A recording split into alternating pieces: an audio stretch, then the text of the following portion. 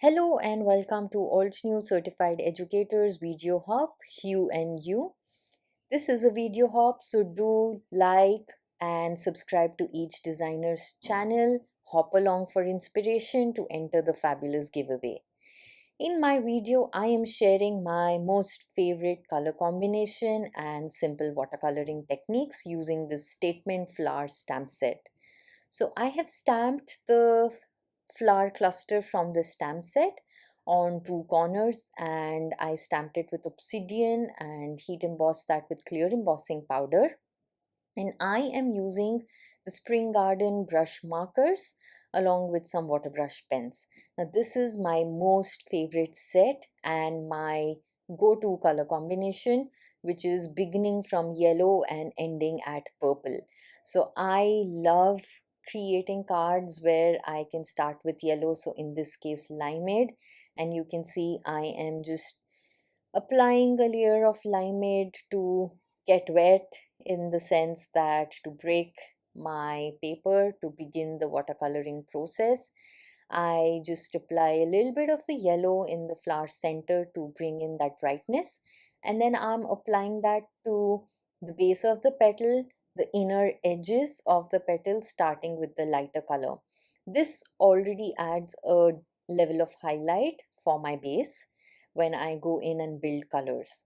So next I'm moving on to Warm Sunshine and just laying color directly from the brush marker where I ended the limeade, and then using my water brush pen to blend the two.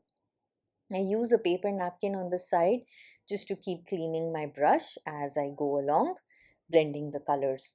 So at first I'm doing this on two petals, but then I just work one petal at a time. So going in with Autumn Blaze, which is this darker, vibrant, deeper orange, where I'd stop the Warm Sunshine, and blending the two together just to create a little darker orange there. And going in with my most favorite color from this set, that's Rubelite, bringing in that touch of pink, and as it blends with the orange, it just creates this beautiful fuchsia kind of a color that I absolutely love. So blending all of that in, my final color is going to be Midnight Violet, which I'm going to add at the tips of the petal. And once I've laid the base color on each petal, I will then go back in with these colors to sort of create that shading. Now the lines on the stamp itself become a guide. So here you can see I'm going back in with Autumn Blaze, and just along the lines in the middle of the petal, I am adding that to sort of bring in that depth and shading and to show the folds of the petal. I then definitely add more rubellite. I'm going back in and intensifying the Midnight Violet from the tip of the petal inwards, just along those folds, bringing in more shading and depth to each petal. So this is a slow process which I absolutely enjoy. Watercoloring is my go-to technique, and I love these brush markers. And this is something I do to just relax myself, calm myself. Coloring mediums in general help, and of course watercolor is one of them. So I'm going to work this flower petal by petal, and in this video I'm only showing how I color this single flower, because the coloring process and colors for the other floral clusters are the same, so I'm just going to skip that part. But it's mainly that laying limeade, going in with Warm Sunshine, blending the two, adding Autumn Blaze, bringing in that darker orange, adding Rubellite, and then Midnight Violet, and then going back in with the colors to add highlights, to add shading. And the layer of limeade, as you can see, at the inner corner of the petal that I added at first, just serves as a beautiful highlight. So I don't have to go back in with a lighter color to add more highlight. I can then just go back in with darker colors to add more depth, and that helps me retain my lighter color as well. So repeating that same process, I am going to color in this complete flower, and wherever there are these folds of the petal, depending on if the fold is upwards or if the fold is downwards, I am going to keep it light or dark, just on the basis of where the light is coming from. So in that way, I am continuing on and just building layer by layer. Again, watercoloring is all about layers, laying paint over the previous layer.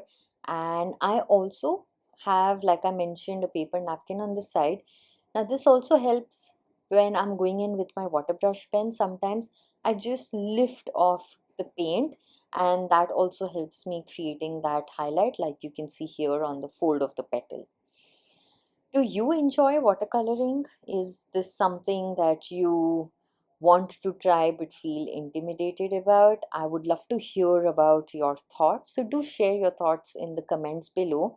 And to enter the fabulous giveaway for my video, I would like you to leave me a trio of hearts starting with yellow, going into orange, and then a pink, just syncing and vibing in with the colors that I've chosen for my card today. So continuing on, I am almost at the end of this particular flower, and once I'm happy, once I know that I have colored in the petals and it looks good, I then go back in to work the center of this flower. Now for the flower center, I am going to go back in and add a little more limeade just to bring that brightness, that yellow, and add rubellite for that orange. And then I decided to add a little moss green to bring in that darker tone that I needed for that flower center, but I do that at the end. Now, in the same way that I colored the open bloom, I have finished coloring the other flowers on the side, and now moving on to showing you how to color the leaves. So for the leaves that are underneath this closed flower bloom, I'm just going back in with limeade, adding a base layer, and then using moss at places, just dropping in color, and then using my brush pen to move it around to add a little shading. When this moss meets with the limeade, it creates another blend, beautiful blend of the green, and that naturally gives me shading there. Repeating the same thing for the bigger leaves, so I've laid in limeade. Now from the center vein outwards, I'm just adding moss, and then from the outside of the leaf inwards, I am adding emerald, just laying in the color and then using my brush pen to blend all of this in. Now what has this done? It has given me multiple greens to create a natural, realistic looking leaf. So I have that base coat of limeade. When that mixes with emerald and moss, it creates another blend, plus moss and emerald at places, creating a beautiful blend altogether amongst themselves too. So in that way, I'm just going to complete coloring these bigger leaves. And once that's done, my entire floral cluster is painted. And off camera, I just added watercoloring to the background. I used limeade and I just used a little black around the floral cluster to just watercolor the background and add a little shading. I am completing that with white and black splatter and then mounting it on a black card mat, but using foam layer in between that just to bring in some depth and dimension.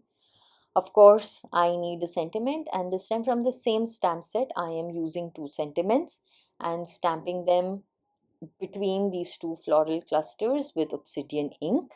That works in this case simply because there's that gap there. And with that done, this card is complete.